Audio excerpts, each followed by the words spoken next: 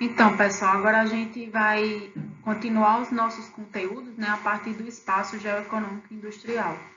Esse espaço, quando a gente trata ele como geoeconômico, a gente está falando dessas transformações, né, que o espaço geográfico ele sofreu em detrimento das transformações sociais e econômicas e o apelo industrial que esse fenômeno da industrialização, juntamente com a evolução das cidades, ocasionaram nesse espaço geoeconômico. Então, vamos lá. Então, a primeira coisa que a gente precisa ver é a questão da apropriação do espaço, né? Então, a gente sabe que o espaço, por si só, ele possui uma característica de apropriação desde os seus primórdios, né? Então, toda sociedade, ela produz, cada um ao seu tempo, o seu espaço e o modifica também conforme as técnicas e as formas que se tem em determinada época. Então, das cidades mais antigas à metrópole contemporânea, o espaço ele vai ser o resultado da apropriação dos recursos naturais e a transformação desses recursos naturais, bem como a apropriação de recursos sociais pelas sociedades, né, de acordo com o seu estágio de desenvolvimento. Então, as sociedades que não tinham as tecnologias, elas conseguiam modificar ainda assim o seu espaço, mas com o seu estágio de desenvolvimento para aquele momento da história. Então, prossigamos a partir dos 3 embasamentos ou das 3 características maiores que vão nos propiciar um entendimento sobre a evolução da industrialização. Então, primeiro a gente vai ter o quê? As fontes de energia. Segundo, a cidade como concentração e centralização produtiva. E, por último, né, em terceiro lugar, os novos processos de trabalho e produção, ou seja, as modificações nas redes de trabalho e como o trabalho ele pôde modificar, inclusive, o nosso ambiente natural. Então, como fonte de energia, o petróleo ele permitiu essa ampliação dos fatores de produção, né, como uma nova fonte de energia e de matéria-prima também, né, porque a gente sabe que até o último resíduo do petróleo a gente ainda consegue utilizar ele. Então, a extração de petróleo em qualquer parte do mundo, ela vai nos possibilitar, né, e nos possibilitou a ampliação dos fatores de produção, bem como, né, a eletricidade, ela é uma fonte de energia secundária produzida a partir de fontes primárias, né, que é a térmica e a hidráulica. Então, favorece a localização da produção industrial, onde uma usina termoelétrica, por exemplo, né, ela também pode possibilitar isso. Então, a eletricidade, como uma fonte de energia secundária, ela produziu, a partir dessas fontes primárias, a modificação dos padrões de produção e, principalmente, a localização da produção industrial, certo? Então, por último, o que é que a gente vai ter, né? Depois disso aí, a gente vai ter uma evolução ainda dessa industrialização, mas a cidade como um ponto, como um fator, né, de concentração e descentralização dessa produção. Então, as cidades industriais, elas centralizavam as atividades de produção e de consumo também, né? Então, promovendo uma rápida urbanização desses lugares e de suas sociedades. Então, as sociedades que primeiro se industrializaram, né, haja vista ali toda a Europa, elas conseguiram ter essas cidades industriais, né, em primeiro ponto, como locais de concentração e centralização produtiva. Mas é bom a gente destacar que elas foram o quê? As pioneiras, né? Mas hoje, todas as outras cidades do mundo, elas também têm esse perfil de serem locais de concentração e de centralização produtiva e onde também o consumo ele é maior. Então, em último e terceiro ponto, a gente vai ter os novos processos de trabalho e produção, onde o Taylorismo e o Fordismo eles significaram, né, uma profunda transformação dos processos de trabalho.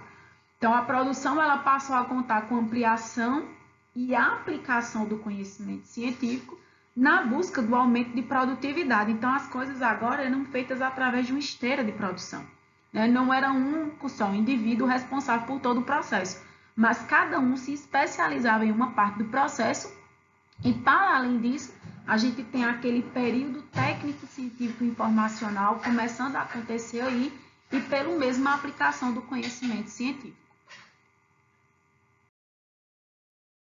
Então, a expansão e internacionalização da produção industrial, ela vai se dar de uma forma muito dicotômica, né, ao redor de todo mundo. Então, esse nosso globo aqui, ele mostra a expansão da Revolução Industrial desde ali os séculos XIX, século XX, ao redor do mundo. Então, a gente percebe com muita nitidez que a parte aqui da América do Norte, né, e da Europa foram, obviamente, os lugares onde tiveram esse maior apogeu e essa relação bem mais aguçada, né?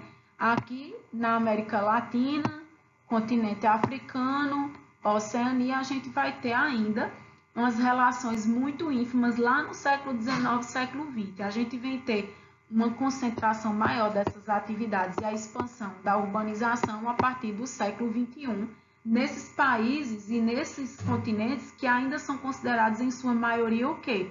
Periféricos subdesenvolvidos por estarem o quê? Abaixo da linha do Equador e pelo mesmo serem o quê?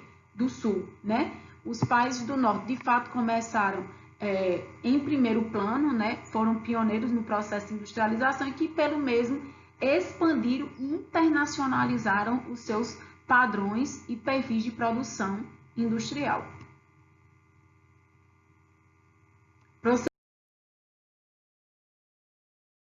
Seguindo aqui, a gente vai ter o fator maior de aumento desse espaço geoeconômico e industrial através de dois fatores, né? Que são a tecnologia e o poder. Então, através da tecnologia, a gente hoje consegue mudar e modificar, né? Na verdade, todos os fatores de produção, muito mais do que era aquilo da forma como acontecia lá no século XVIII, século XIX, século XX, principalmente século XIX, século XX. Então, a tecnologia e o poder através dos polos tecnológicos, né, de concentração espacialmente de instituição de pesquisas e de empresas, a escassez do petróleo que modificou a nossa geopolítica mundial a partir da necessidade dos países de garantir o controle, né, sobre as reservas existentes e principalmente de dar espaço para a fonte de energias renováveis. E por último, os computadores que permitiram o processamento rápido de bancos de dados informatizados, né, assim como o avanço dos sistemas de telecomunicações, transformando essas relações de poder, né, entre as nações. Ou seja, hoje o imperativo não é mais você ter um grande arsenal bélico, e sim ter uma maior quantidade de tecnologia e pelo mesmo tecnologia se traduz num processo de igualdade ao poder. Então, a gente continua dentro desse pensamento de que os polos tecnológicos eles vão concentrar espacialmente essas instituições de pesquisa e essas empresas neles. Serão desenvolvidas ideias inovadoras, né, que vão transformar a produção e o consumo em todo o mundo.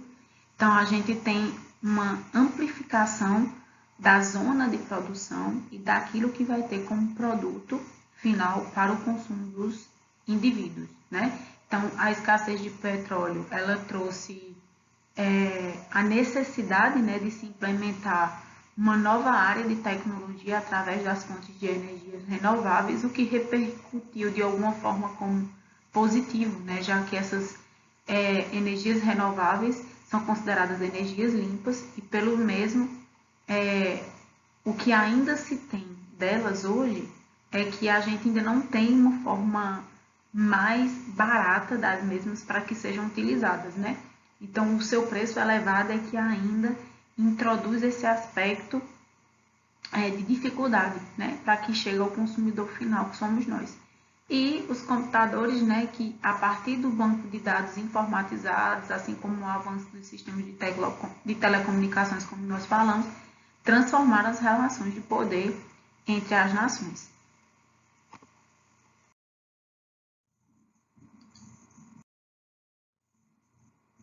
Bye, bye. Tchau, tchau.